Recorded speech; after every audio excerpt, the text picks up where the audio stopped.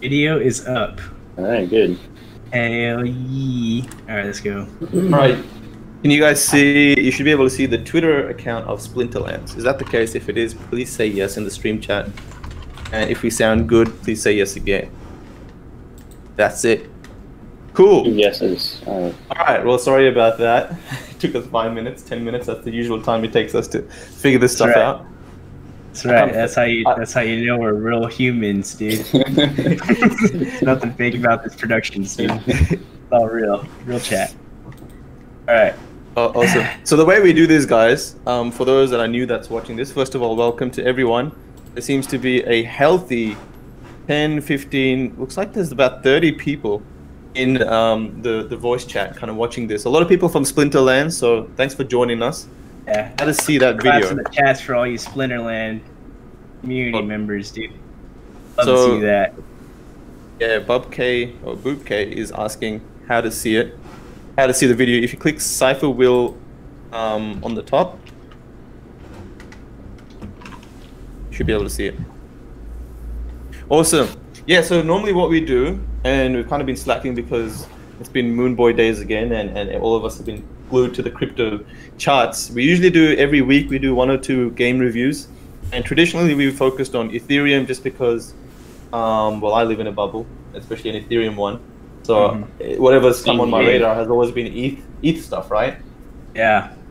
Shit, we're in an even tighter bubble these days. We're like in a Decentraland bubble. But I know. That's why we're doing this. We're broadening our perspective of things. There's a big world out there. You know what I mean? We can't tunnel vision too tightly. That's how you miss out on opportunity. So this one just fell into our lap. So here we go. We're gonna see what it's all about. Yeah, it's true. It's also like we have to definitely respect other projects building on the space as well. And I think for some reason, blockchains, right? Yeah, blockchains in general. So in this one, we're going to be going through Splinterlands, which I've seen around and about over the last 1.5 years or maybe 2 years. So they've definitely been around for a while. So props to them for keeping on building. And normally what we do, we just run through some of the tabs, like the community, the project, what it is, gameplay and all that. We kind of open it up we tested a little bit, but at the end of the day, like our 2 or 3 days of testing isn't going to compensate for people or the real gamers of this project. So at the end of our 10 to 15 minute spiel, we're going to open this up for Aggroed, the founder, or any community member who wants to jump on and tell us a little bit more about the project. But we had Iron and Will play a little bit. What do you guys think? So okay, immediately I got I don't know if you guys are familiar with the 2 titles, like Team Fight Tactics and Auto Chess. I got like a vibe right away from that. It's I think there's a genre that they group all of these types of games into called Auto Battle. So what's the game? Like, if you just explain what the game is to people, is it a TCG purely? Well, I think in the element of where you're collecting your, I guess they call them monsters, but think of them as like they're basically like a Pokemon, a card. The card or the NFT represents this monster, and they all have attributes and attack points, defense points, whatever. Hopefully, someone will explain it more in depth. Mana. They have mana too. Kind of like Yu-Gi-Oh. Reminds me of Yu-Gi-Oh a bit. Exactly. Each card is a different monster. They do different things. They're all badass in their own right? So you, as a collector of these monsters, have to, whenever you engage in battle, you need to tactically decide, the arrangement of them, what classes you want to deploy, stuff like that. And then once I think you have a couple minutes to come up with this game plan, essentially, and then they enter the battlefield at that point once your time runs out, or once you accept, you're ready to go. So and what happens from there is completely out of your control. You know what I mean? You don't actually engage in the combat as a player. You know what I mean? Auto battle is for you. Hence the name Auto Battle. Yeah. So it's kind of like you set your strategy at the start. You see that? I've got a video up on YouTube. Can you guys see it? You can see it. Is this like the phase where you're setting up your cards? Yeah, so at the very beginning of a match, they show you a little bit of information about your opponent and what sorts of cards he's used in the past.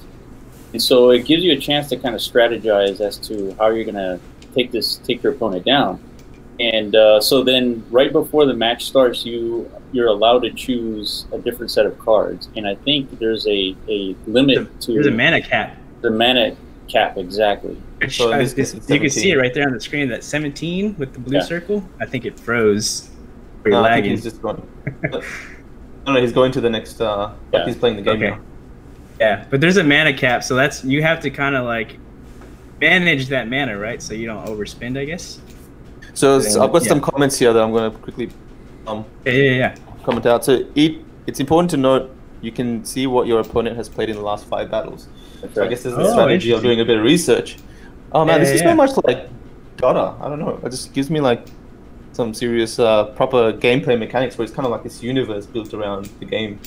So it's important to note that Dota, the teamfight auto chess I think was a mini game spawned from the Dota 2 mod universe. It was a mini game within Dota 2.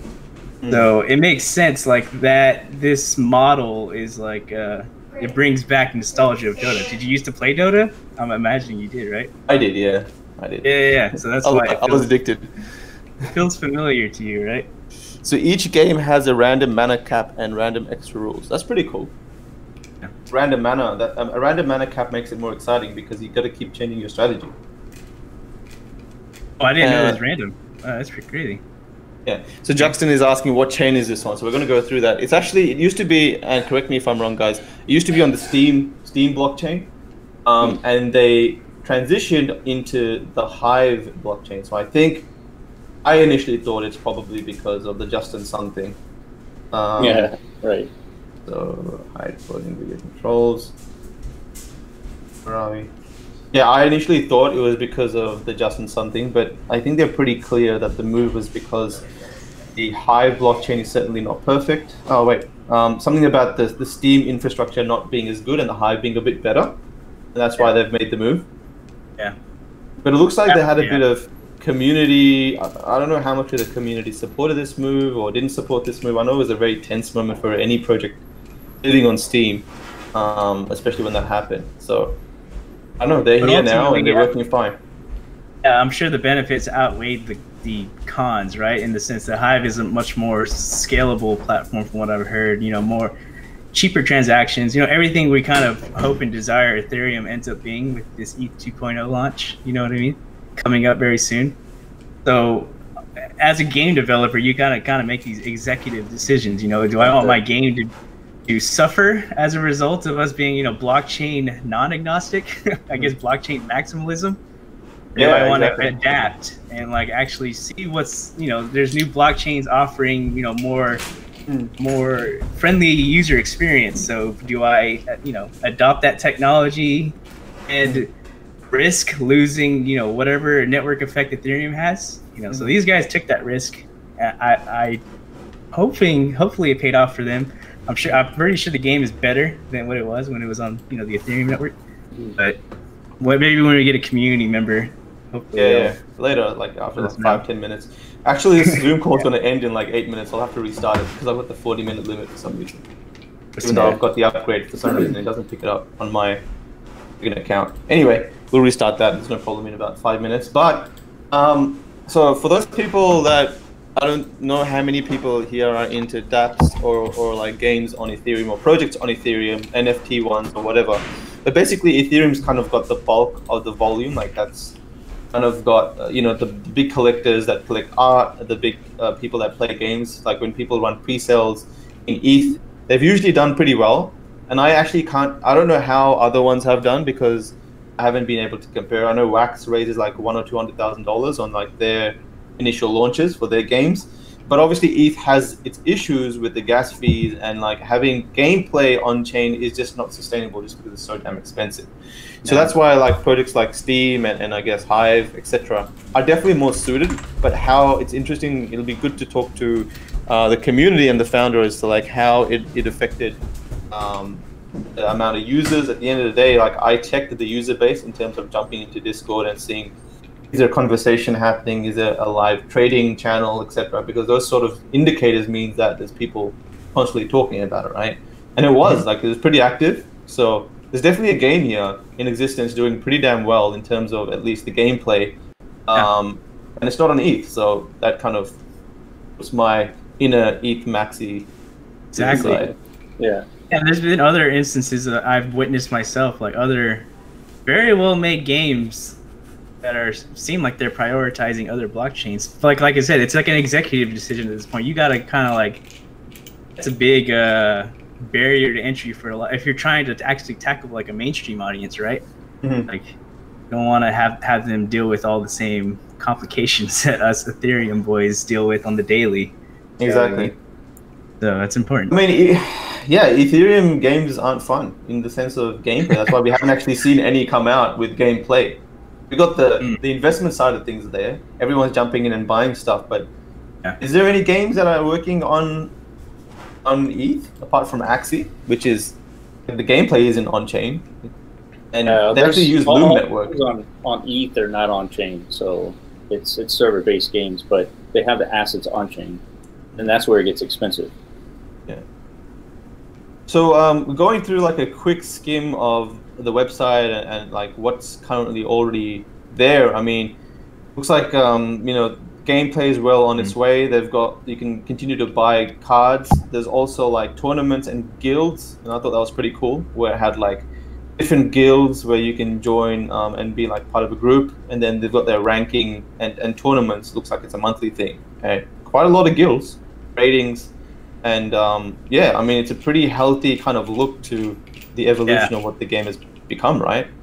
Exactly. Guilds are full. Just like from a standalone like game incentive perspective, like just having like such a well-designed leaderboard with like plenty of activity is enough incentive as far as like if you're a gamer just to like want to compete, you know, like if everybody who plays games wants to be the best, right? So if there's like a nice leaderboard there representing who is the best at this time, they have like nice little seasons established that I'm not sure how long these seasons last, but the fact that there's like an actual monetary, reward, I guess, for competing is something that's like the new element that these games are introducing, right? Before you just were competing for the e-glory, for being the best at whatever game it is you're competing at.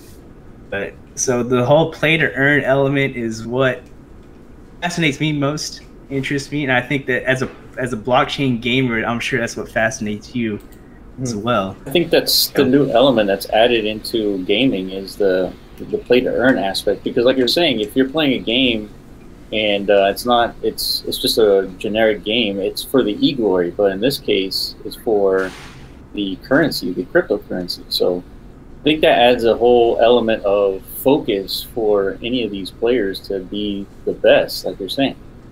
Without that, it's like it's no different than any other game, which kind of defeats the purpose, right? Yeah, boys, I'm going to just restart this soon. Okay. So I'm going to end this Zoom, and then we'll just join with another link, and we'll jump back in. Okay, BRB. BRB, guys.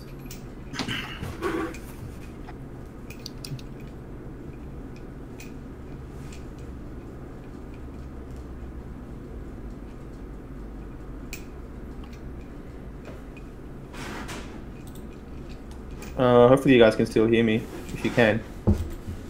I will... Yeah, just restarting Zoom. This thing happens all the time, I don't know why.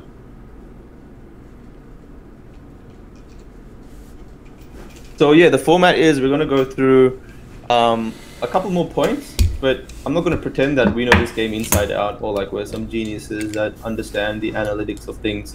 I'll go through like a bit of the sales volume and stuff like that, but at the end of the day, in about 5 minutes, we're going to bring on community members, which is you guys, and hopefully you can tell us about how things are progressing and like what's coming up.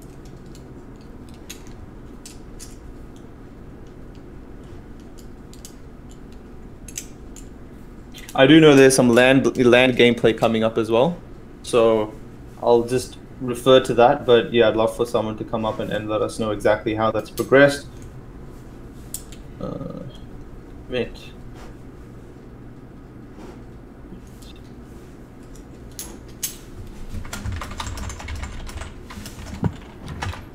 Hello. You're back. All right, we're back. Waiting on the general. All right. And let's see, do I need to share? All right, hold up. Give us another couple minutes, guys. We're going to figure this out. Can you guys hear me? I'm in a room. Yeah, I can hear you. Oh man, so this game has a land sale too? Yep. Uh-oh. No, somebody said hearing some feedback again.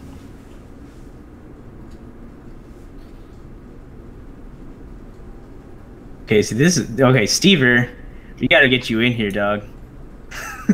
Yeah, for real. You know a lot about this, a lot more than us. Would you want to hop on the chat, bro? Or maybe, if not, we could have a back and forth discussion this way. But... Sorry, guys, I missed all of that because my freaking mic stopped working again. Okay, man. All right, so that's that. Now I have to just... Who was it? Was it... So now I've got to share my screen, and then Will, I think you share it to Discord, right? Okay, I'll share it. Hold up, let me share my screen first. All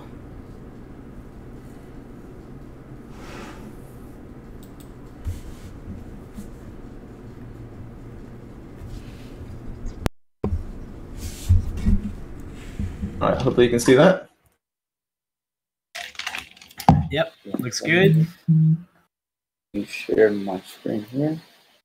This is interesting. This just this tournament page you just loaded up. Each one has its own prize pool. Can you guys hear? Oh, yeah. Oh, you're still in the thing, right, Iman? So you and Will are still in Discord. That's correct. Okay, sweet. Okay, we can hear everyone. You can see the screen? Yes, sir. Screen is good. Sweet. Sorry for the 2-minute delay. So what were we talking about? We were just talking about the I guess trying to understand the play to earn mechanics, but some interesting things have been brought up since our absence. Apparently, there's a land sale that's already happened and another one coming up. So I briefly watched. Yeah. I like the land sale model. I like the land sale model where it makes sense, where like there's a reason to have land next to each other, or there's like, there's either you walk to each other's lands, or like, I'm not sure exactly how it works in this case. But yeah, some games you got separate games happening in different lands, and it just doesn't make sense for the land sale, like the land model, right? Yeah. What does it mean with this land? What's coming? What's to be built on this land? Do we know yet? I don't know. That's the thing. I'm going to bring someone on. But really quickly, what I wanted to mention was the sale. So let's quickly just go through a couple of points, and then we'll just bring on the community. I think it's going to take this to the level where it needs to be. Yeah, it's up to you guys now to blow our minds once you guys hop on. So one thing I wanted to mention is that these guys are active on mobile phone, which I thought was pretty cool. Oh, that's important. That's fucking fantastic. That's great. Yeah, it's kind of embarrassing where projects don't really have a mobile phone application yet, I think. If you're a game in the space and you're only working on desktop, I think that's like 20% of the traffic. Most people are on their phone all the time. Yeah, if you're looking for investable projects, right, that definitely should be one of the core tenets. Maybe not core, but like something you want to be mindful of, right? Your potential demographic, and if you're missing out on the mobile market, that's a pretty big red flag, wouldn't you think? Yeah, big time. Thanks for confirming. I wasn't sure. I just had Aggroed saying, yeah, players can buy land and then they can harvest, craft, transport, refine, and trade. They'll make items and spells that will be used in a second round of combat, rented to other players and sold. Dang. It's intense. There's a huge incentive to get land you can harvest, transport, and refine, and trade. Okay, cool. Yeah. So Aggroed, we're going to bring you on like in 2 minutes. But I just quickly wanted to touch upon the volume. And I used to be really, really critical of projects that don't do much volume, or in terms much volume meaning, wait, you guys can. I don't think they can see your faces. 1 second. Can't see our faces? Oh no. What's the point, dude? I think I Oh, they can see it. Show video panel. Never mind. I, I hid it for myself for some reason. Yeah. No, they can see you, Matty. Not Oh, we bad. gotta see Matty, dude. Yeah. Just in case the cat pops up, right? There he is. There he is. Where's the cat? I don't know. He's sleeping downstairs, luckily. Yeah, I just wanted to quickly go through the volume, and for the last 30 days, they have done 21,000 USD, which is good to see. Yeah. So my mentality, I'm very critical of this, just quickly for 1 minute, is I'm very critical on 21K is just on ETH. Ooh, okay. Aggroed schooling me there, so there must be more volume. But what I wanted to say is I'm very critical of projects that have volume when they're the first launch, because when they first launch, they have a pre-sale. It's a no-brainer. Of course, you're going to have volume. Because, all right, you can attract, say, hundreds of ETH, you can top the charts, and then what normally happens is 3 months later, these NFT projects, they disappear, and then they become nothing, just because they can't sustain themselves for 1 or 2 years. So a big win for me, and a reason why I kind of start talking about other projects, is when they've lasted 1 or 2 years, and they still have sales on the secondary market volume, pre-sale or secondary, whatever it is, but they still have interest. 2-3 years down the track. So in this case, Splinterland checks those boxes, even though it's on another chain, which is impressive to see, that it still has volume coming in, and people, and at the end of the day, people might not be buying and selling cards or assets as much, but if there's still a healthy gameplay and user base happening, I think that is the main thing. I don't think it is important for there to be any healthy economy now, because there's no user base in most of these games. So you focus on the user base, you grow the user base. Once you're at thousands, tens of thousands of users, the economy is going to sort itself out. Mm-hmm. Yeah, that's very important. That the proof of longevity, I guess, that's what I would call that. Like they've proven, I guess, for being in operation for more than a couple of years, and they're still showing signs of. Obviously, there's signs of progress where there's new features, new products that are being released. You guys are letting us know of that, which is. All of it sounds exciting to me as an outsider, just off of what I've witnessed from the rest of the NFT space. Like this project is 100% operating on the same wavelength that successful projects are operating on. You know what I mean? Like I think that's like the most critical thing about any project is the sustainability, and like Aggroed is saying, the last 4 months have 100 to 200K in volume on Hive based on market. And between 100 and 250 individual per month. That's a lot, man. Significant. Yeah. Is that per month? So 100 and 200,000 USD per month? That's quite a lot. We got spenders here, Stever. Yeah, we spend. That's good. Good because so Stever, why do you spend? Do you spend because the game itself is worth spending on, or do you actually envision your assets to appreciate? Okay, earn it back pretty fast. There you go. You just answered my question. Open NFT plays the game. Is that That's right? awesome. Yeah. Open. Do you play Splinterlands? That's not. Yeah. I spent thousands on there, so he must, unless he's just an investor, unless he's just stocking up on assets. Has old YouTube videos. Maybe Open was a Splinterlands guy before DCL. Yeah, maybe. Yeah, we know Open from DCL. That's why we're directly interacting. So that's cool. Any other critical things we want to speak of? So normally we're really critical of projects.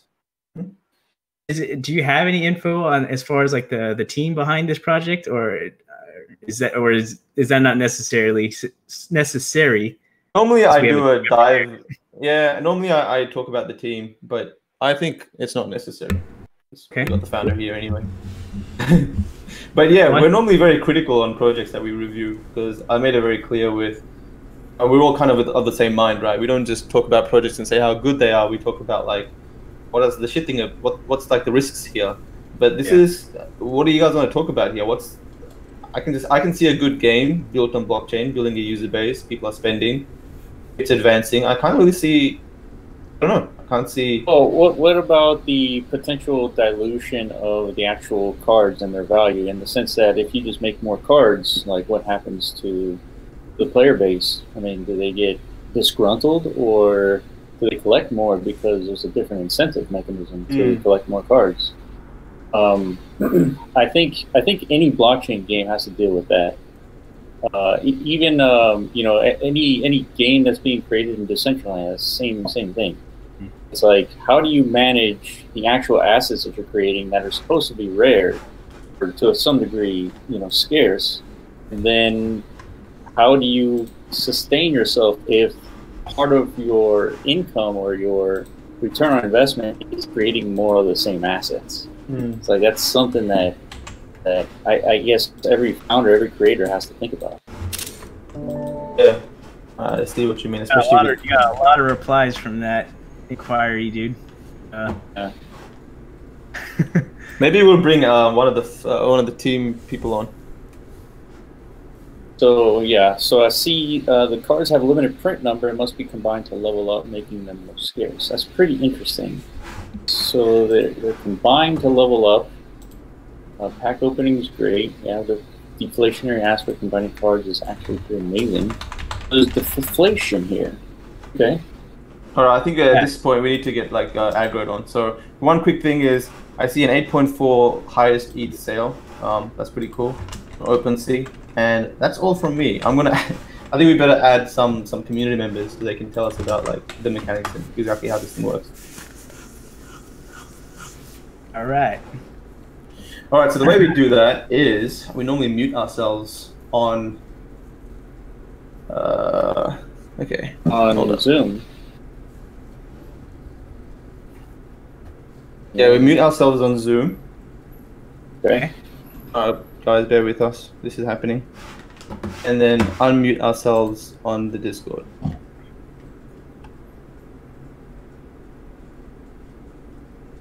I believe I'm unmuted. Yeah, I can hear you. Can you hear me? Hello? Hello?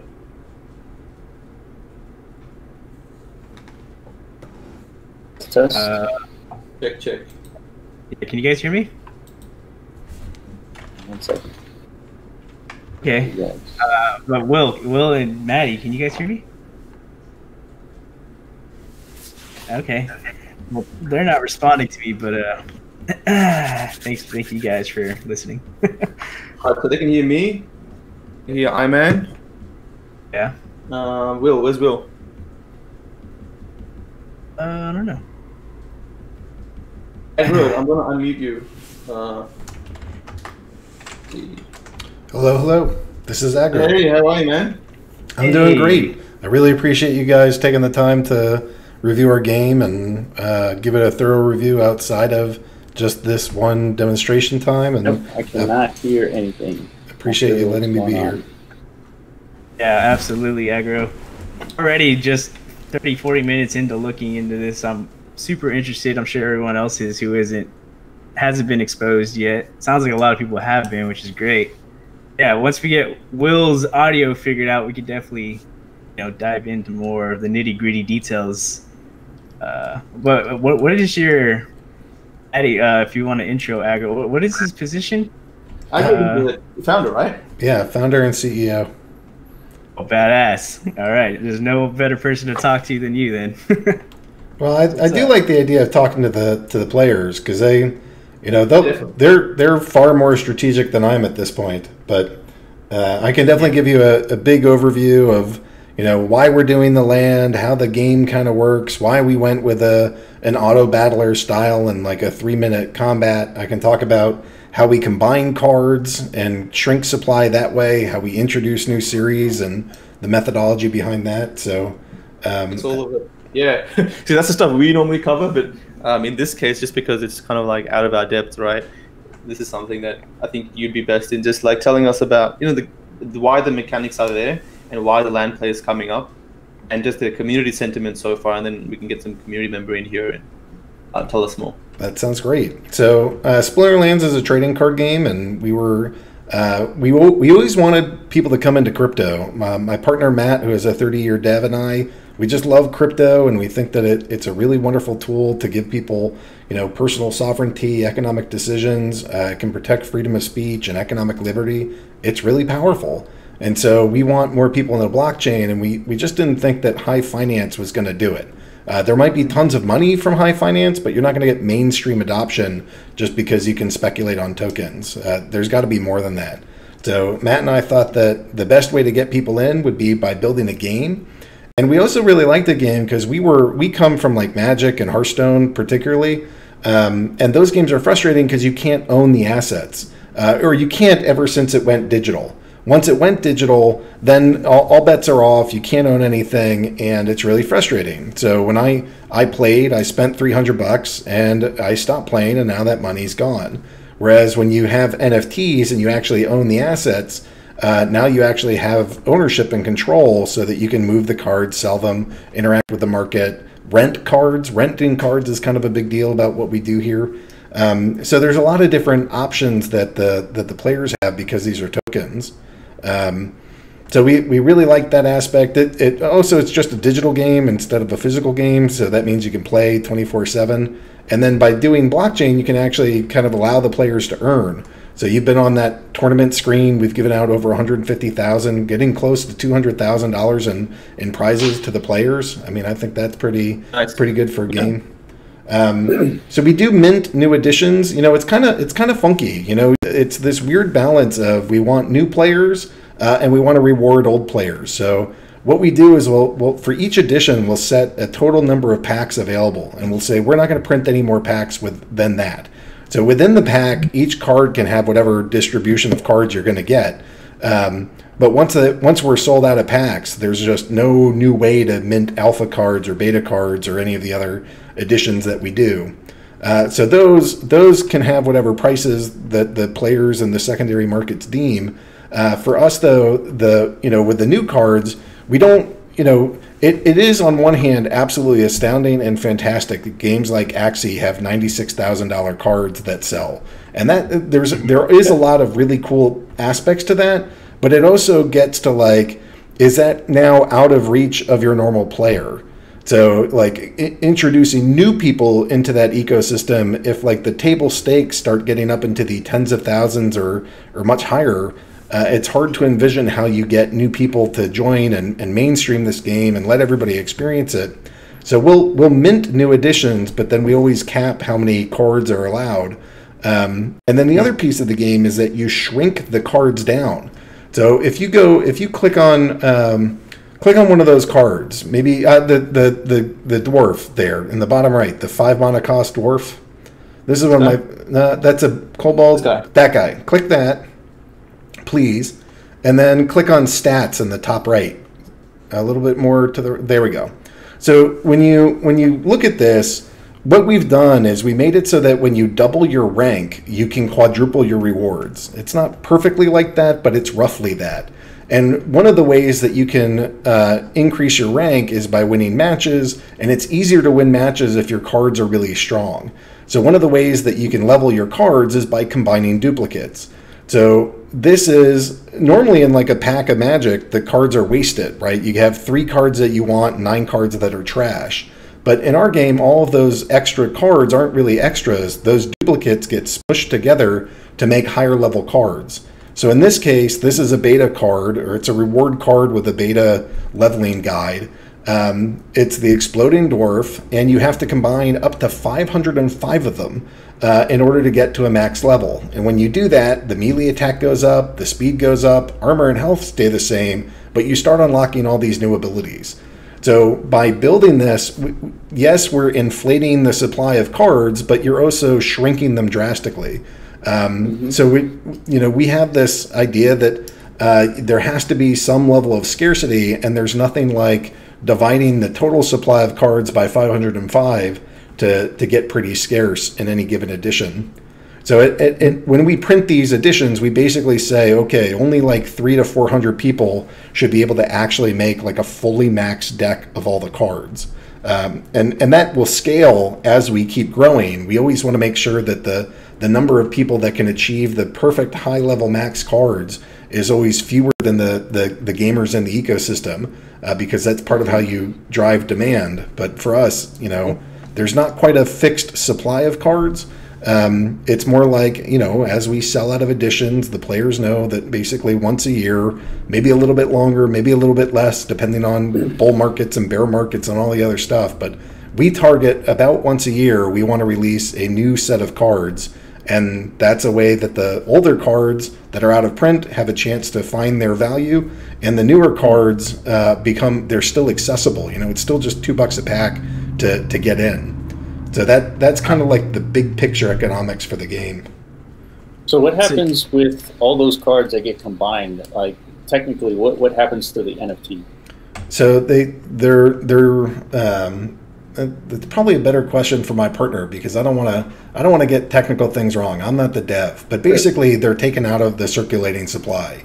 So burnt, I guess. They're no longer usable. It's a one-way transition, so you can't undo it. As those cards are shrunk, that's it. So I put in. If you look in the chat, there's a chart here of what we call decimation, and it's how many cards are either burned or squished together. And you can see that there's typically a spike as new card editions are released, and then over time they decay. So I'll give you an example. That's the chart I'm talking about.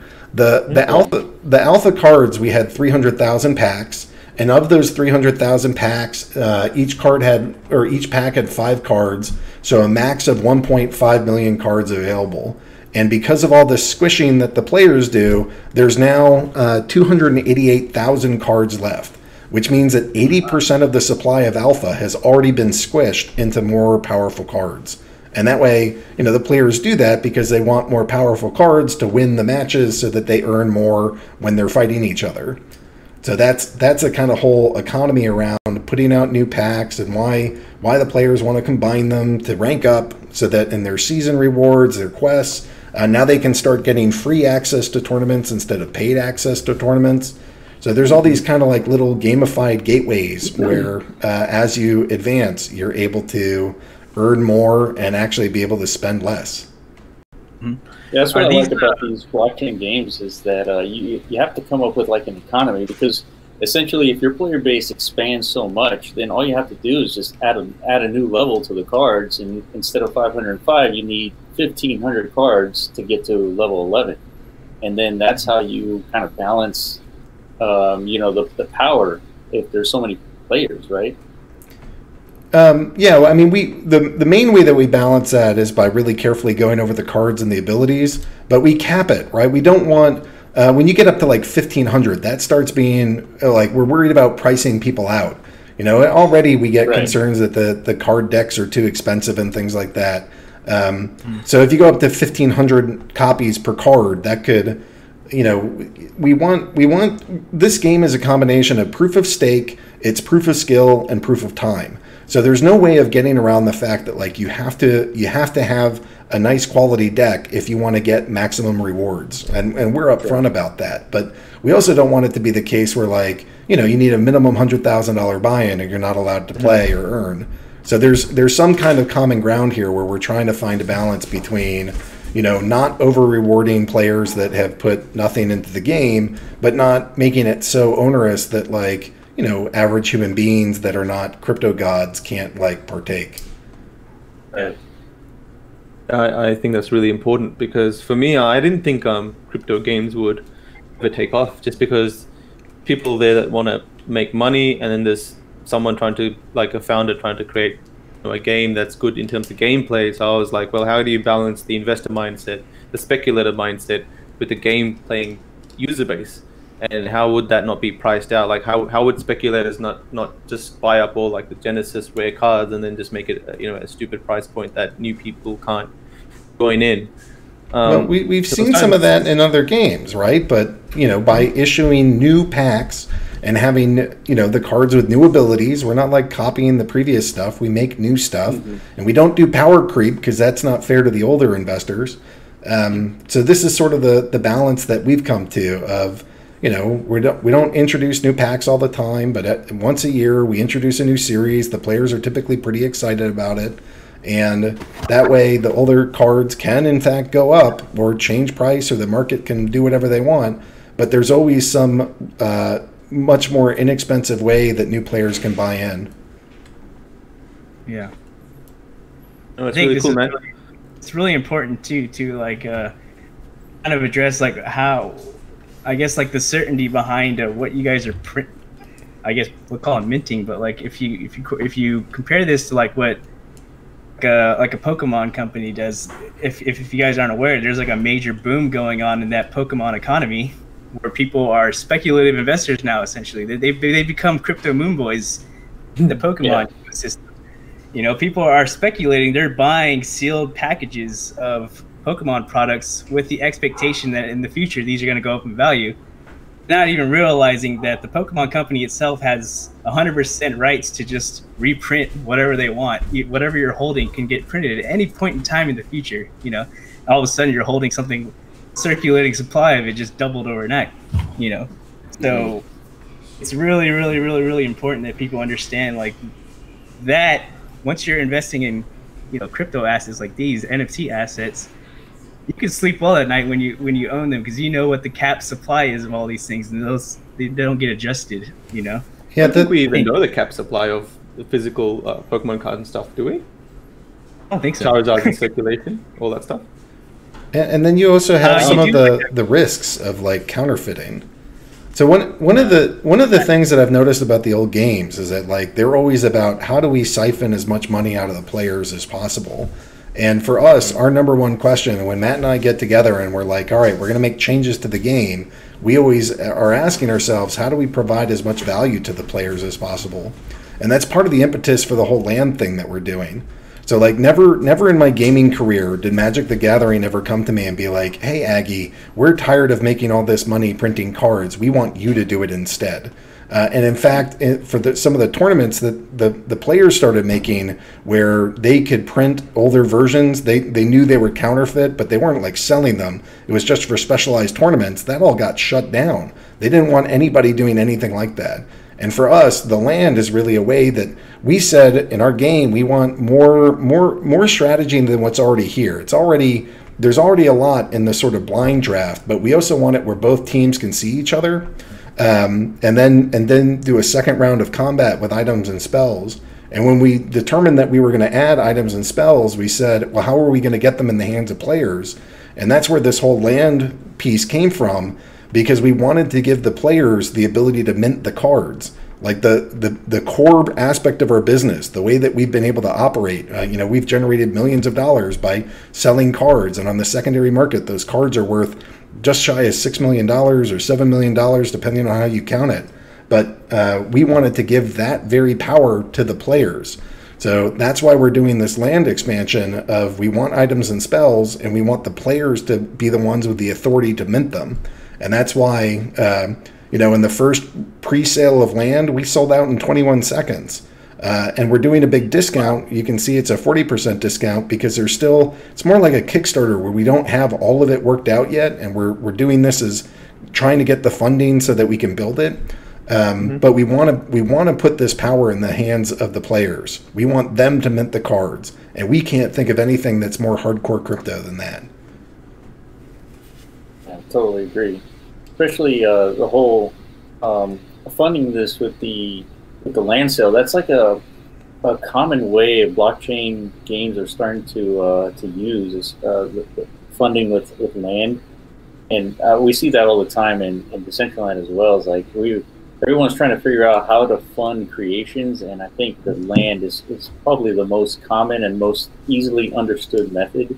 So yeah, it's really smart, especially the whole 40% off, because a lot of the times it's like you're creating something, but you don't know exactly how it's going to work, especially when everybody gets their hands on it. So yeah, this is really smart. What's your experience with the Hive blockchain, Aggroed? So when we first started, if we had an interview like this, people would ask us a question in one way or another, and it would always be something like, sometimes it was polite and sometimes it was rude, but it was generally, why did you idiots move to Hive or Steam instead of building on Ethereum? And, in my eyes, we definitely are on the shoulders of giants. We wouldn't exist if Vitalik hadn't created Ethereum. We wouldn't exist if Dapper Labs and CryptoKitties hadn't come out and shown what was possible with NFTs. But when we looked at that, we said, our long-term goal is mainstream adoption. And one of the biggest problems with Ethereum is that you have to own crypto first before you're able to do transactions, which means that the ask to get a player to start isn't come into our game and start playing. It's go to Coinbase, purchase Ethereum, get MetaMask, transfer it to MetaMask, and then transfer it into game. Like, that's a lot of steps, especially for somebody that's new to crypto. And Hive is a freemium blockchain. And because it's freemium, we're able to just start with a email and a password, and players don't have to know anything about blockchain or even know that it's a blockchain game, and they can just start playing. And then over time, they start saying stuff like, oh, well, this is cool. I earned a bunch of money doing this. Or, hey, I was able to sell my cards. That's cool. And they might not even realize that that's all tied to the blockchain aspect. The last thing is that the entire game is on-chain, and we're doing about 500 to 600,000 transactions on-chain per day, which on Ethereum would be totally unsustainable. And on top of that, it's you said it's not fun. Like, look, you could build a really cool game, but the second that every single thing that you want to do has like anywhere from a penny to, maybe as high as $70 of a transaction fee to do something, like that gets really tedious really quickly. So I'm excited for Ethereum 2.0. Maybe that can solve some problems. But for us, as we were thinking, we definitely could have raised more money being on Ethereum if we just started there, but we couldn't get the mainstream adoption that we really want to get because we want more people in crypto. And so we like this Hive model where it's a freemium and we could it's like a Web 2.0 sign-up experience, but with all the benefits of Web 3.0 and blockchain. Mm-hmm.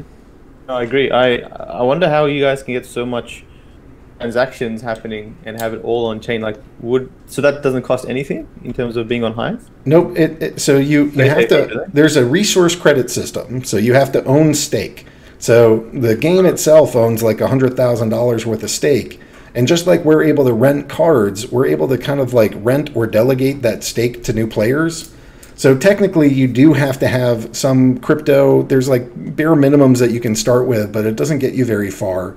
But on the back end of the program, we are delegating our stake to that new user. They never even know. It's totally invisible to them, but that allows them to play like 50 to 100 games per day. You don't need a whole ton. So that's a way that the game itself can basically take care of it. It's kind of like transaction fees, but not really, because it's this freemium model. But you can't just let everybody post infinitely on the blockchain. There has to be some limits, otherwise it's unsustainable. So this was the system that was on Hive, and this way we said, you know what, by getting some stake and letting our users take advantage of that stake, but making it invisible to them, that's really the magic, because I'd rather all of that be invisible than, look, we're going to need you to go to Coinbase, and you're going to go buy Ethereum, then you're going to take it to Bittrex, and you're going to go convert it to Hive, then you'll bring it in here. Don't forget to download Hive Keychain, which is like a MetaMask clone, and then you can start playing. Like, that's insane. You can't get mass adoption that way. So there's Hive has a problem in that the capital markets really aren't developed at all. It's a smaller chain in that sense, but there's a large community, and we're starting to see more and more projects linking their Hive community project to Ethereum, so that you kind of have this user base and a hard drive that's really good for these projects, and then you're tying it to the capital markets of Ethereum and the player base or the investor base of Ethereum. And I think that's a really, it's just kind of a fun, sexy, cool matchup of a large community with free transactions tying into one of the best represented capital markets in all of crypto. How do you tie into the Ethereum? How do you tie into the capital on Ethereum? We have, there's a small exchange that's called Hive Engine. And Hive Engine is there are tokens that are created on that. It's a layer 2 smart contract platform, and there's bridges that are being built where the tokens that are created there are turning into wrapped Ethereum tokens, and then those wrapped Ethereum tokens are getting put onto things like Uniswap. So now you have tokens from a layer 2 of the Hive blockchain getting into the capital pools of the Ethereum blockchain with all the same kind of producer rewards and pieces like that through these wrapped tokens. So there's wrapped Leo, which is one of the first examples of that. Leo is like a community token over here on the Hive blockchain. And that Ethereum integration and pieces of that are supposed to be here in December. So that one was sort of the test one, but now all these different communities can do this. And like our dark energy crystal, our in-game currency that you're earning when you're fighting and battling, we have that as an ERC20, and that's part of a pool, so a Uniswap pool. So you can go trade the dark energy crystals that you earn in game. You send them to your Ethereum address, and you can withdraw Ethereum from the pool. So originally, were they ERC20s, or because there's that wrapping mechanism? No, well, we act like an oracle, so that one is an ERC20 that's native. It's not like a pegged or a wrapped currency. But we have Splinterlands acts like a trusted oracle in that we have a Tron token, we have a Hive Engine token, a Steam Engine token, an Ethereum token. We'll probably have some Wax tokens here pretty soon. Once we have the Wax tokens, we can probably do these EOS tokens pretty well. So, I try to be blockchain agnostic in terms of how we get our tokens and our communities tied into as many different ecosystems as possible. I had a VC ask me, or he was telling me, you got to go dominate the market. And I was like, what does dominate the market even mean in crypto? Because it's not the same thing as like some, free to play mobile game. And to me, I was thinking dominate really means we have integrated with as many different communities and as many different projects as possible where dark energy crystals can be spent in other games and their currencies. So like we partnered with Gala Games, which is an Ethereum Farmville. We partnered with Sandbox, and so Sand and Gala can be spent here. We partnered with Game Credits, which is one of the oldest token ecosystems around, specific for gaming. So you can spend game at Splinterlands, and we keep doing stuff like that. So you can see DAI is on there. And we just have a bunch of these. BAT, we have a big promotion through the Brave browser and basic attention token, so you can spend your BAT here. So our goal is to be as friendly and as welcoming and make as many different partnerships as possible so that our tokens can be traded easily and our assets are, accepted for value in lots of different places and traded on all these different NFT marketplaces, which are coming alive soon. So you'll see this is kind of like a big time for us. I got about 5 more partnerships in the works. So you should be able to see a bunch of these things coming live and announcements coming soon because they're great. It's just great for the whole industry. When you get these partnerships, the ERC20 community gets like a new use case for their token, and they get to work with Splinterlands, which is oftentimes ranked the #1 game in crypto. And then for us, we get access to their whole new community and new people that might want to spend their currency to play our game. And in some cases, we get even brand new markets that folks are opening and that we want to integrate into, kind of like on OpenSea, where we act like an oracle and our cards go onto the ERC 721 contracts. We're going to do that for Wax, and I think we're going to end up working with Engine, and there's other companies and groups that are building marketplaces, and we want to integrate with all of them. So we like Hive because of this freemium thing, but we also need other capital markets and other projects, and we're really looking forward to building as many partnerships as possible.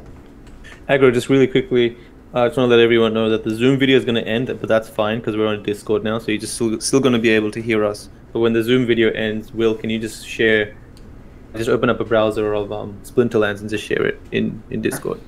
I can do that. Another question I had is, how much volume in fiat are you guys doing in percentage? So when players want to buy credits through the game so that they can purchase cards directly from us or on the market, they have the option to pay in fiat or pay in crypto. And we convert all of that to credits, in part because it's the handshake time. If Bitcoin is at 6 transactions and it takes an hour, and something else like a Hive is 3 seconds. It's hard to get all those handshakes to work out. So we just convert everybody to credits. So to start, they'll buy credits. And most days when I'm looking at how people are choosing to buy credits from us directly, these days it's very heavy towards US dollars. So I think our business is pretty counter-cyclical. And actually, it's kind of funny to, I think I'll have a nice gauge of when the market's going to turn, because all of the players at the high, I think, will switch from buying with US dollars when crypto is high. I think they're going to spend predominantly crypto. And then when the market kind of comes back and corrects, I think they'll go back to spending dollars again. So right now, we're super dollar heavy. So, sales today were like $9,000 or $10,000 for the business, and I think, I don't know, maybe 8,000, 8,500 came from US dollar purchase, and a bunch of that was for the land. Yeah, no, that's very interesting. I thought a lot of it would come from the crypto markets, because I thought like the reason why these are kind of becoming a thing like blockchain games is because a lot of the funding comes from people that have that money in crypto. It's good to see that it's coming from fiat. Yeah, we have a lot of people that want to enter crypto. Again, our game is really designed to be like the first usable application that somebody that's not familiar with crypto might encounter. So you're going to go find us on this Android app. You're going to go play the game because your friend told you about it. You might not be coming in as like some crypto hound. You're just going to come in and be like, I want a game, and my friends told me this was neat. So we try to make this as easy of an onboarding process as humanly possible. Do you want to tell us about the land pre-sale? Like maybe we can pop that up, and do you have a map, like what the land looks like and all that stuff? We have our map. It's not public yet, but we have a full lore team here. I don't know. We actually wrote a 250-page book about lore, and we did it through a contest, and the contest winners ultimately became full-time employees. So Chris Roberts, who's in the audience, and the Carrie Allen, they're a married couple, and they're kind of the lore master and head of marketing. And collectively, they're helping us to build out stories. And that map the original is hand drawn by Chris Roberts with a story of how that land came together. None of that has been fully revealed yet, but we're zeroing in on kind of we want a couple different versions of the map before we release it. But anyways, so the first land pre-sale was November 7th, and in total there are 150 regions. So a region has 1,000 different plots in it, and each plot can basically house one building at a time. And that building can be used to harvest resources, refine resources, craft items, craft spells, manage storage, or potentially do some transportation of all those goods as well. There are some occupied plots where there might be monsters you have to fight and hunt. And then there'll be some like game-owned plots where it's either PvP or guild versus guild or boss fights that are going to be coming. And the ultimate. This is away from the card, like the kind of TCG model, right? This is kind of a separate game. Like now you can have monsters and like, hunt down monsters, win points and stuff like that. It's a mix, because it's like in your land, and when you're going to farm, in order to farm, you're going to have to put your summoners and your monsters and stake them into the land. So yes, it's a separate game, and it's designed to really appeal to the Civilization and Clash of Clans players and the sort of not real-time strategy, but like empire building game crowd. So we want them in there. And so the players will stake their summoners and monsters. So it's not completely separate. And the goal is to make the cards that you'll use in battling, so it's not completely separate. But yeah, it is a different mechanism of how you're going to use the cards and how you're going to think through, what cards should I use? Why should I use them? How long do I stake them? What benefits are going to happen? Are there weather effects, lunar effects?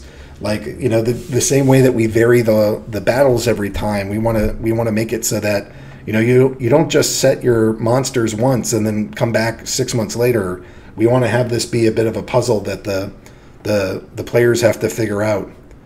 But we had so the regions are going to have either one castle, which is going to affect the governance of the entire region, or a keep, which is going to affect just 100 of the plots out of the 1,000. And then there's 14 different types of land, hills, mountains, forests, bogs, marshes, swamps, deserts. And then there's different rarities for the land, so they could be super magical or non-magical. And you can build these different buildings on them, and that's how you're going to craft these new cards. So we told this story to the players, and on November 7th, we had our first land pre-sale where 30 out of the total 150 regions were for sale, and we sold out in 21 seconds. And a little bit of a humble brag, they crashed our server. We had so much traffic that day that we crashed. So how much did you raise in that primary sale? So the first sale I think was $225,000 total that went through and for that sale. And so now the cards are a little bit more expensive. So this is going to be like another $250,000 or something. I don't have the math right in front of me. So this is for the cards or for the land? That's for the land. So the land will eventually be NFTs. So those will be cards as well. So so those NFTs, can we trade them on, say, OpenSea and stuff? Would they be compatible with OpenSea? Would they be tradable only on Hive at the moment? When those are released, because remember they're not released yet, but when those are released, the fungible tokens will be tradable on our small little Hive engine decks, but the non-fungibles will be tradable in the game and be portable to all the markets that we build to. So yeah, OpenSea would work. When the engine thing is live, that would work. Wax, when that goes live, that would work. So you'll be able to trade these lands. Basically you just say what token do I want instead of this land, and then if you want Ethereum, you'll trade it there. If you want Hive, you could trade it on the Hive market. If you want Wax, you'll be able to trade it there. So you kind of just determine what currency you want. Mm-hmm. So our next land sale is happening in 3 days and 15 hours. In order to make sure that everybody gets a fair shot at land, we're doing this as a lottery. So players right now, you can see that 9 of the 30 regions are already spoken for. Those are the guaranteed regions. Some of that's because stage 1 sold out, and anybody who was part of stage 1 that missed out got a guaranteed region in round 2. So there's up to, I think, 23 of those that can come in, and then everybody else can come in and get, regions, tracks, or just individual plots. And you can see that there's 3 regions worth, or 3,274 plots.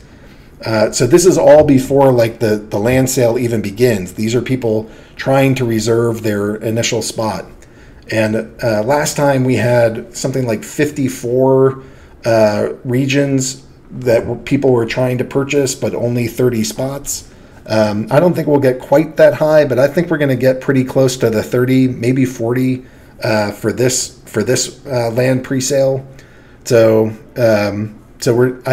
I know we're a couple days early, so we're not oversold yet. But my guess is that within 4 days, the total number of regions will be over 30. And we're going to have that lottery, and people will figure out, did they get their land or not? And if they don't, then they get pushed into the third pre-sale. There it'll be 30% off. And then after that, it just goes to the real sale, which should be sometime in 2021. And there it'll be full price. So the full price of an individual plot will be $20. But here we're doing it 40% off. So it's only 12. And then if you buy it in bulk, there's another 25% off or something. So how many lands is there available? Looks like you have 30,000 for stage 2. So all up, I'm assuming. Yeah, all up, there's 150 regions, and there's 1,000 plots per region. So there's 150,000 plots total. And that's our alpha land. That's all that's going to ever exist. That's alpha. Alpha gets certain bonuses in the game, it'll have faster production than everywhere else. So if you end up getting a grain card on the next continent, it won't produce grain as quickly because it's not alpha land. Got it. How do you man, I had a question. Just totally slipped my mind as soon as I started talking. But I was going to ask, you're doing the land sale now. Like, how do you? I don't know how to. I totally lost the question. Totally lost the question. Will, did you have anything to ask? Yeah, I was going to say, what I like about what you guys are doing is the whole interoperability of everything. Being able to, switch to Ethereum assets or convert, and then to sell those assets for Hive. I mean, I think that's something that, a lot of companies don't do, because they're either on one ecosystem and they stay in that ecosystem, and that's it. And it's kind of like a truly blockchain game, right? This is how it should be. Yeah, exactly. We try to be agnostic. We like all these ecosystems. We're a peaceful, neutral vessel. We're not trying to be super.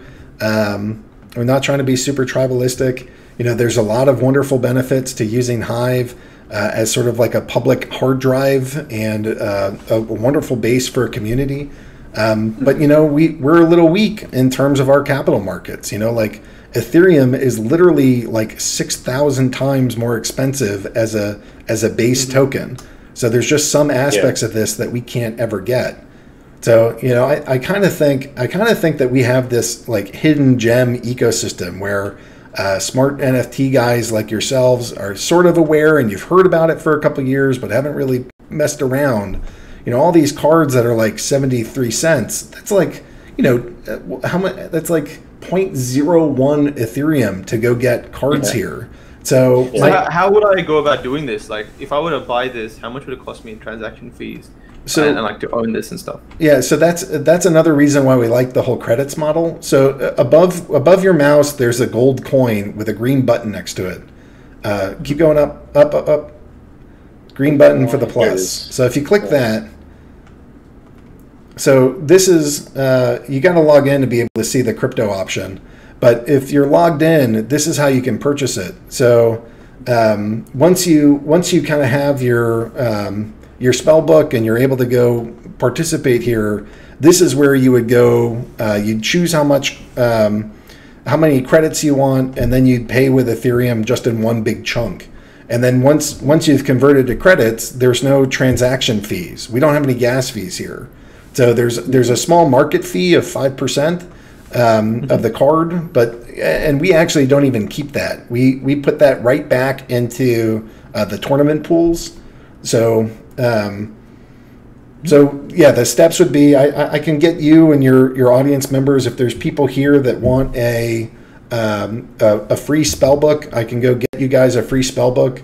I can tie it to an affiliate code for you guys so that as you hand them out, you can get some credit from the people that are buying.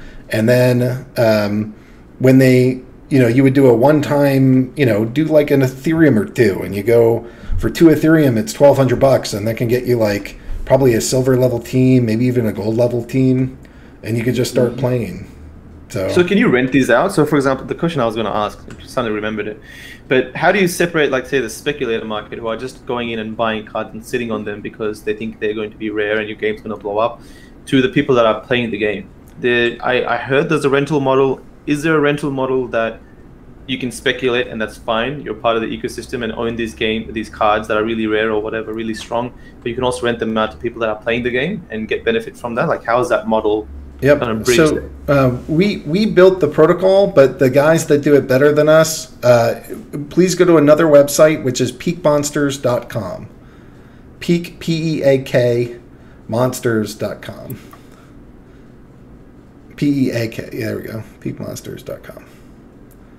So this is a third-party website. This is not us. We like these guys. They're fantastic, but this is a completely separate business. So click on the market button in the top left.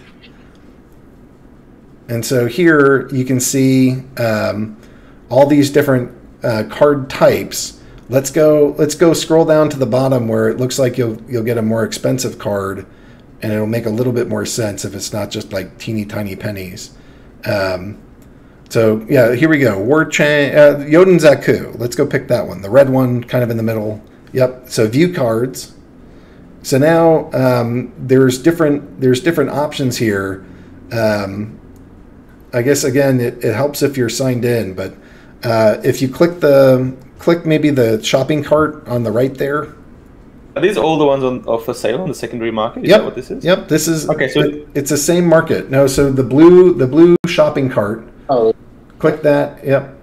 And then click on the cart. Let's see. I don't know what you can do when you're not logged in, but yeah, you gotta be able to log in, and for that you would there's a couple different ways you can sign in once you have your keys. But through this market, you're able to buy cards. You can put in a bid for cards, and you're able to rent cards.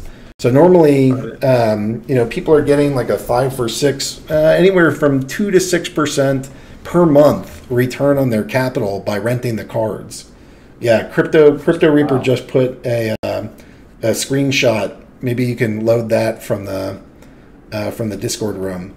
But people are buying cards and they're renting them. If you're purely after return, like the current edition probably doesn't make sense because we can just keep printing cards. Mm-hmm. So like if the cards go up like 1000x, they'll never get there because people will just buy new packs rather than buy overpriced cards. But once those card editions are gone, then they can't do that or we can't just sell another pack. We're out of cards. So at that point, these cards end up being pretty free. The price floats for whatever the secondary market allows. And so we kind of have that combination of like the alpha cards and the beta cards are freely floating, and those things might go up quite a bit. Whereas or down, markets work in funky ways. But those are free to float, whereas the current edition is always sort of capped by the supply of new cards. So we're like a little over halfway through the edition. I think we have like 600,000 packs left out of our starting 1.5 million. So we're a little under halfway sold out. And players are accumulating and building their decks and stacking cards, and we do have people that look at this like it's a serious, not just entertainment, but they're staking cards with hope of returns. And you can see that like we have a in our Discord there are commands for like how much are the top 10 decks worth, and you can see that to be in the top 10 you need like just shy of $40,000 worth of cards, which for Ethereum that's like what, 5 Ethereum or something, but in Hive that's like an enormous sum of Hive. So getting into so this is part of what I think is so just that potential for getting into the Ethereum base. I think that these cards are pretty scarce. It's a really fun game. You have all the information you need to figure out how many of these are in circulation and what's the max that'll be in circulation and how will this land be useful in making these new cards, and there's these prize pools and all of that. I think because we're still kind of undiscovered by the Ethereum community, I think that there's still some pretty amazing deals available on cards. And we'll see. Yeah, the Ethereum community is weird. They kind of like to stick to ETH things just because there's that belief where everything exists. It kind of, if you're on the ETH blockchain, then only you're relevant. There's just that mentality there, whether it's obviously it's not the right mindset. But yeah, I can't blame them. Yeah. But go back to Splinterlands for just a moment, please.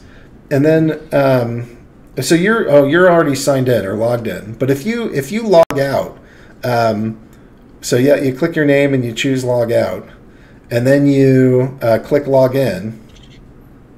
There's the option here to log in with MetaMask. So again, trying to make this as much like a just trying to get away from that tribalism and support other blockchains participating here. We just want to make it as easy as possible. So you can use Wax All Access. You can use Wombat, which is an EOS thing. You can use MetaMask to sign in. And assuming that you've set this up some, there you go. You're signed in. All you did was click MetaMask and you're good.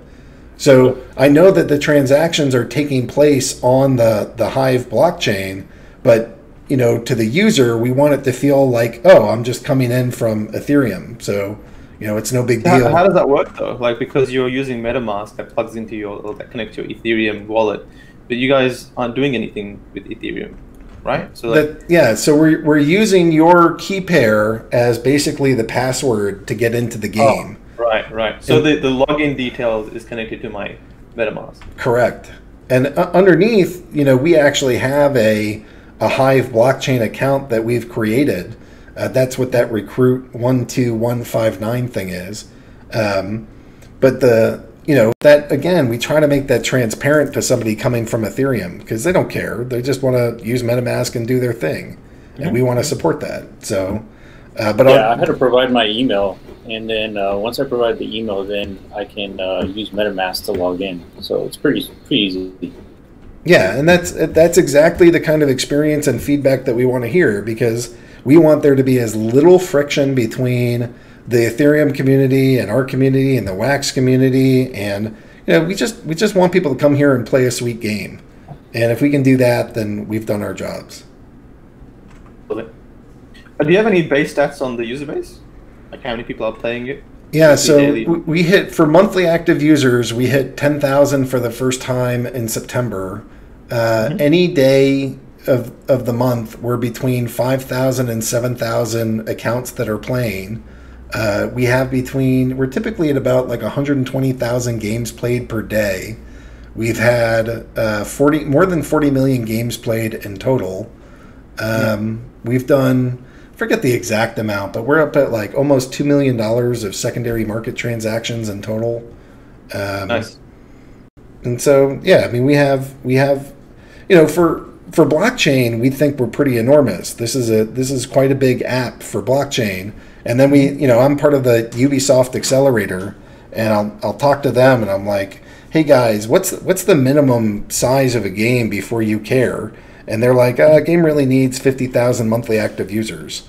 So we got to stay humble because we're not even on like the radar of like a AAA studio. So we're still small, but for blockchain, we have one of the biggest DApp audiences out of just about anybody.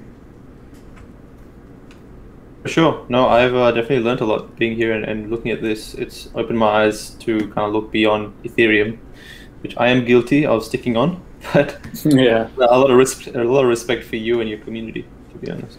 Well, they're phenomenal. I mean, one of the proudest parts of all of this is we all go to the same moon, and I really feel like the community gets that. And I have never been afraid to just tell people, come join our Discord. We're at discord.splinterlands.com. Come meet the guys. Come hang out. This is like the best crew of people I could ask for. They're really hard on us. They demand a lot. They can be frustrating, but especially in terms of like new players, they are welcoming, thoughtful, kind. They root out scammers. Like I couldn't ask for a better crew of men and women and just a great group of people. I'm so proud of our community, and I'm very, very grateful to them.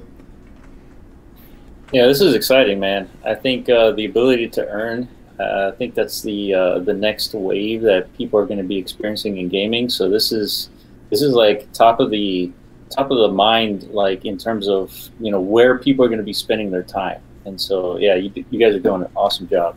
Well, I think it's a one-way valve.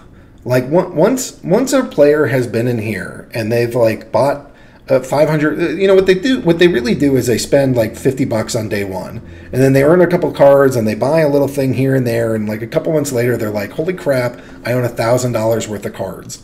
And they're kind of shocked about it. That's not what anybody really intended to do, but they want to get more powerful. They want to get higher rank. They want to earn these rewards more. And then the idea of like them going back and playing some other game, they still do it, but I don't know how I don't think that they're spending as much money in other games anymore, because it's like, why would I spend there? I'm just throwing away money. So some people do, and that entertainment is worth it to them. But a lot of our guys are really focused on, how do I earn as much money? How do I build a really efficient deck to make sure that my monthly income from battling is X, and I get this much from my tournament winnings and this much from my rewards cards and season rewards. And they're really return focused, or they're trying to earn as much as possible.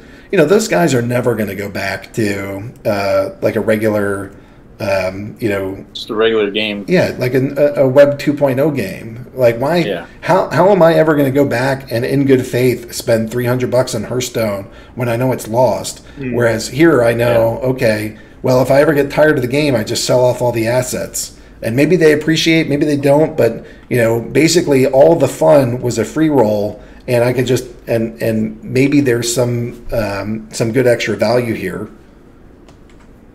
Yeah, I totally agree. I think if you can make an income playing this game, people are gonna continue playing. That's the best part. I think it's income. It's also just the fact that when you buy something, you're getting something that you can actually sell back on the marketplace. Yeah. So whether it's income or not, it's kind of not sunk money, because when you buy, say, Hearthstone games and all that, or items, it is sunk money. You don't get any of that back in any way. I don't even think you can legally sell it on the secondary market, like sell your account and all that. I'm pretty sure there's ban hammers and stuff. You know? Yeah. Well, that's the thing, right? In these traditional games, selling your items, it usually warrants a ban, but here it's encouraged when it comes to blockchain games, which is cool. So, yeah, I think it's going to be really hard for folks to go back. So that's one of the, I didn't expect that with crypto gaming. That wasn't like one of my first thoughts that I had. But after like a year and just watching myself of like, yeah, I'll never spend money on a game again that's not crypto. Yeah. You know, I think that this is the kind of one-way valve that is really good for the crypto ecosystem, in that, you know, the gamers are actually, like, one of the things that we realized is that the nerd who likes Magic the Gathering and the nerd who likes crypto is the same nerd. That's the same, it's the same person. And so when we get these gamers converted and they get into crypto, like that transition is the easiest that I've seen to go from normie into crypto hound. And once they're here, they don't go back.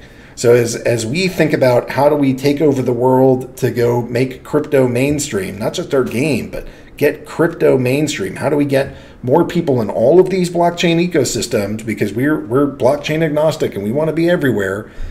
We just think that this game has so much potential to be fun, bring a new player in, have them learn about crypto, and never leave. You come for a fun game experience, and then you stay for the life-changing crypto experience. So who's your scale demographic? Is it the people with crypto, or is it people that are game players that don't know anything about blockchain? Well, and then you just adding that extra component that, hey, you can sell your cards and buy and sell your cards. As we're going, so our most core user base are the folks that, like in our Discord, there's people that love crypto, and when you ask, you can't like throw a rock in the Discord without hitting somebody that said, I was on the Magic Pro Tour. So our core audience are the people that love Magic and Hearthstone and Pokemon and Yu-Gi-Oh! And they love crypto. And every time that we look to expand beyond that, we're moving further away from that core, either people that become less familiar with crypto or people that become less familiar with trading card games and then with gaming as a whole. So as we branch out more, that's kind of our challenge, and that's why we build these tutorials and things. But that's how we know we have to grow, and as we grow, we're going to move away from those that love both our core aspects of gaming and crypto. Awesome. I think we've gone on for an hour and a half. I don't know if we should add some community members or maybe just end it there. What do you guys think, Will? Iman?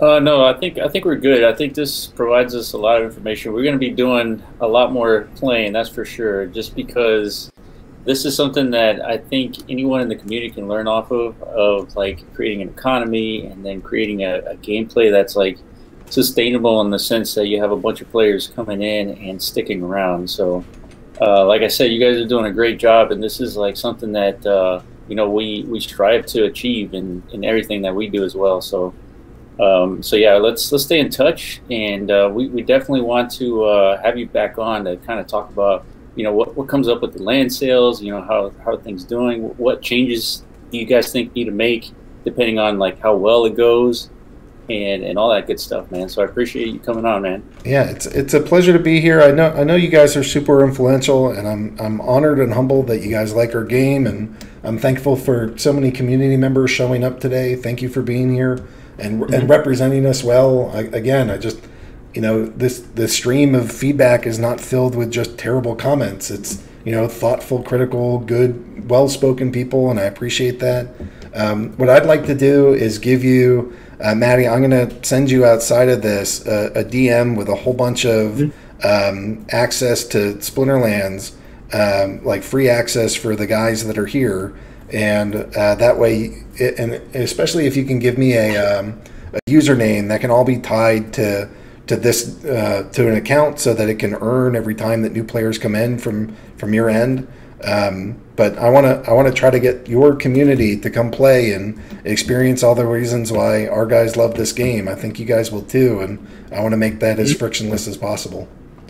Yeah, sweet, man. Look, I'm open for anything. If anything helps the community, I think we might even start during the week, and I'll speak to Ayman and Will about this, but something, not just reviewing projects, but having like gameplay episodes where maybe people can come in and display the game that they're playing and not just talk about it, but actually play the game and show us what's going on. So I'll work with you on Aggroed in terms of what else we can do. And yeah, happy to share that link and all that stuff. Awesome. Well, thank you so much, and thanks for having us, and thanks for talking about our game, and thanks for exploring the game, and thanks for such a long evening tonight. And I'm grateful to you guys, grateful to our community, and just really looking forward to this land sale. And if you guys like that concept of owning land, I welcome you to join this lottery and participate and tell the folks about how cool it can be to own land in Splinterlands. Awesome, dude. Appreciate it. Thank you, Awesome. guys.